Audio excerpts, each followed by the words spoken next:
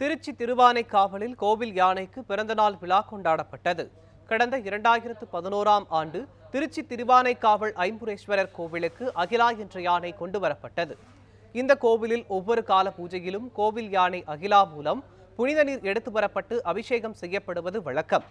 இந்த நிலையில் யானை அகிலா 22 வயது எட்டும் நிலையில் கோவில் சார்பில் யானைக்கு பிறந்தநாள் விழா கொண்டாடப்பட்டது.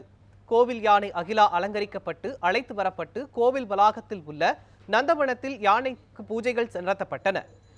பின்னர் பலரும் பங்கேற்ற யானை அகிலாவிற்கு பிறந்தநாள் வாழ்த்து பாடி பின்னர் பழங்கள், காய்கறிகள் உள்ளிட்ட பல்வேறு பொருட்களை வழங்கி யானையை மகிழ்வித்தனர். யானை அகிலா வாழ்த்துக்களை ஏற்றுக்கொள்ளும் வகையில் தும்பிக்கையை அசைத்து நன்றி தெரிவித்தது.